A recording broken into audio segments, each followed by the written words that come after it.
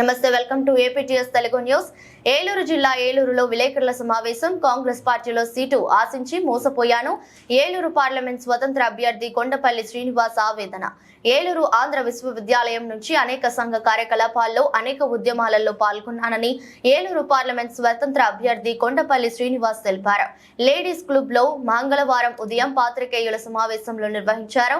YS Sharmila ఒక రాజకీయ వ్యాపారిగా మారి టికెట్లు అమ్ముకుని నన్ను నిలువునా మోసం చేశారని, ఎంపీ టికెట్ గానీ చింతలపూడి ఎమ్మెల్యే టికెట్ ఇస్తామని నిలువునా మోసం చేశారని ఆవేదన వ్యక్తం చేశారు. నా మద్దతుదారులు కోరిక మేరకు స్వతంత్ర ఎంపీ అభ్యర్థిగా పోటీ చేస్తున్నట్లు తెలిపారు. జిల్లాను అభివృద్ధి చేయాలని విద్యా అభ్యసిస్తున్న సమయంలో కలలు కన్నా వాడినని, ఆ కళ సాకారం కోసం బరిలో ఉన్నట్లు తెలిపారు. ఈ నెల 22న నామినేషన్ వేస్తున్నట్లు ప్రకటించారు. ఈ కార్యక్రమంలో దళిత సంఘాల నేతలు మత్తే బాబీ, కాపుదాసి రవిలు మాట్లాడుతూ దళితులు కాంగ్రెస్ పార్టీకి ఎందుకు ఓటు వేయాలని ప్రశ్నించారు. స్వతంత్ర అభ్యర్థిగా పోటీ చేస్తూ కొండపల్లి శ్రీనివాస్ ను గెలిపించాలని తెలిపారు.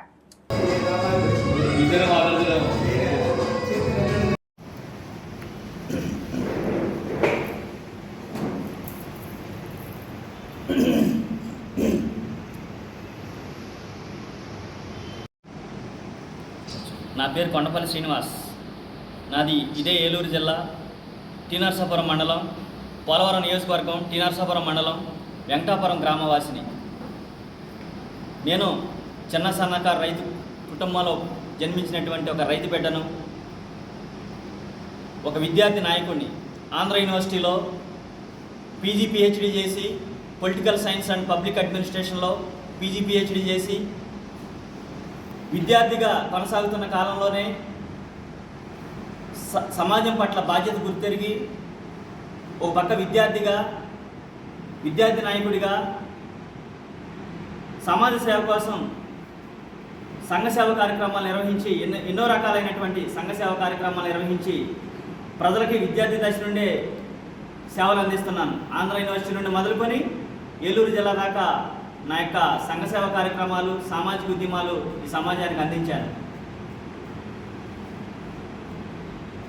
గత 15 సంవత్సరాలుగా విద్యార్థి నాయకుడిగా కొనసాగుతూనే ఏ రాజకీయ పార్టీ జెండా పట్టుకోకుండా, ఏ రాజకీయ పార్టీ గొడి కిందకి వెళ్లకుండా ఒక స్వతంత్ర అభ్యర్థిగా, ఒక విద్యార్థి నాయకుడిగా ఈ యొక్క సమాజానికి, విద్యార్థులకి, ఈ సమాజానికి, ప్రజలకి సేవలు చేస్తూ ఎన్నో ఉద్యమాలు చేసి, ఎన్నో సమస్యలను పరిష్కారం చేసి ఈ సమాజానికి, ప్రజలకు అనేక రకాలైనటువంటి సేవలు అందించి ఇప్పుడు వరకు కొనసాగింది నా యొక్క విద్యార్థి నాయకుడిగా నా యొక్క జీవితకాలం.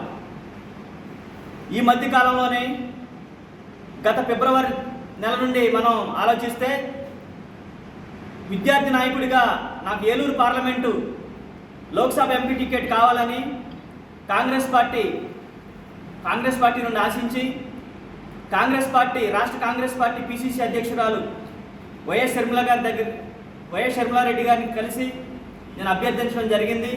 నాకు ప్రొఫైల్ కూడా ఆమెకి ఇవ్వడం జరిగింది.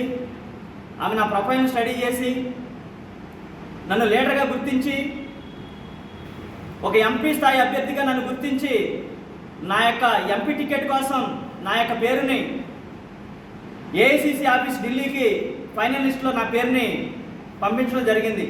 ఏలూరు పార్లమెంట్కి ఎంపీ అభ్యర్థిగా పోటీ చేయడానికి, ఎంపీ అవ్వాలనే ఆకాంక్ష నా కోసం కాదు, ఏదో రాజకీయ స్వార్థం కోసం కాదు. నేను విద్యార్థి దశ నుంచే ఆంధ్ర యూనివర్సిటీలో విద్యార్థి నాయకుడిగా పీజీ పిహెచ్డీ చదువుతున్న కాలంలోనే ఒక విద్యార్థి నాయకుడిగా నా ఏలూరు జిల్లాను అభివృద్ధి చేయాలని, ఈ సమాజంలో బాధ్యత గల పౌరుడిగా ఏలూరు జిల్లాను అభివృద్ధి చేయాలని, ఏలూరు జిల్లా మెట్ట ప్రాంతమైన ఏలూరు జిల్లా అన్ని రంగాల్లో అభివృద్ధిలో వెనకబడిపోయి ఉందని, అన్ని రంగాలు ఏలూరు జిల్లాను అభివృద్ధి చేయాలని నేను ఎన్నో కలగనేవాడిని. విద్యార్థి దశలోనే ఆంధ్ర యూనివర్సిటీలో నేను విద్యను అభ్యసిస్తున్న కాలంలోనే ఆ యొక్క కోరికలు, ఆ యొక్క కళలు కన్నటువంటి ఆ నేపథ్యంలోనే ఏలూరు పార్లమెంట్కి ఎంపీ అభ్యర్థిగా పోటీ చేయాలనే ఆకాంక్ష. ముఖ్యంగా విద్యార్థి అంటే విద్యార్థినే కాదు, ఈ సమాజంలో స్వాతంత్రం వచ్చి ఇన్ని సంవత్సరాలు గడిచినప్పటికీ కూడా అన్ని రంగాల్లో కూడా దళితులు దగా పడుతూనే ఉన్నారు. దానికి పాలకులుగా ఉన్నటువంటి వారి యొక్క మనసులో ఏమనుకుంటారో తెలియదు, కానీ జెండాలు మోసే కార్యకర్తలు దళితులుగా ఉంటారు.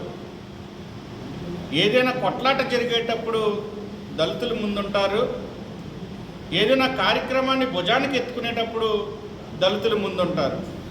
కానీ డాక్టర్ బాబాసాహెబ్ అంబేద్కర్ గారు కాంక్షించినటువంటి political power is a master key అనే ఒక మాస్టర్ కీని తెరిచేటప్పుడు మాత్రం ఈ మనువాదులుగా, ఈ పాలకులుగా ఉన్నటువంటి ఆధిపత్య కుల అహంకారులకు మాత్రం దళితులు అంటే ఎప్పుడు చిన్న చూపు.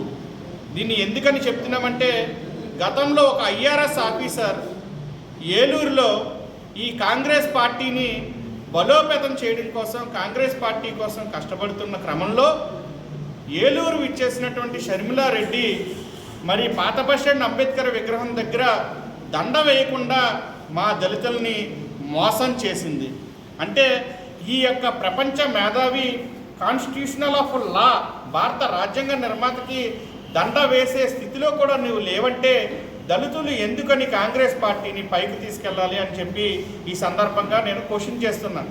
ఏదేమైనప్పటికీ కూడా దళితులు కావచ్చు, బీసీలు కావచ్చు, ముస్లిం మైనార్టీలు కావచ్చు, గిరిజనులు కావచ్చు, ఇతర పేదవారు ఎవరైనా కానీ ఒక్కసారి స్వతంత్ర అభ్యర్థిగా పోటీ చేస్తున్నటువంటి మా మిత్రుడు పిహెచ్డి చేసినటువంటి ఉన్నత విద్యావంతుడు మరి కొండపల్లి శ్రీనివాస్ గారికి ఒక్కసారి మీరు ఎమ్మెల్యేగా ఎవరికైనా ఓటేసుకోండి, కానీ ఎంపీగా మాత్రం ఇతనికి ఓటేసి గెలిపించి చట్టసభల్లో మన జిల్లా వాసిగా ఉన్నటువంటి ఒక దళితుడిని గనక మన స్వతంత్ర అభ్యర్థిగా నిలబెట్టుకోగలిగితే ఖచ్చితంగా మన యొక్క హక్కుల కోసం, మనకు రావాల్సినటువంటి రాయితీల కోసం, పథకాల కోసం మనం పోరాటం చేసే నాయకుడిగా ఇతను తయారవుతాడని, అట్లా చేయని పక్షంలో మనమే ఇతను నిలదీయవచ్చు. ఎందుకంటే ఇతను ఓటుకి డబ్బు ఇవ్వడం, కానీ ఓటు వేసిన ప్రతి ఒక్కరికి కూడా జవాబుదారీతనంగా మాత్రం ఉంటాడని, అందుకోసమే మేము మద్దతుదారులుగా ఇక్కడ కూర్చున్నామని తెలియజేసుకుంటూ జై భీమ్, జై భారత్.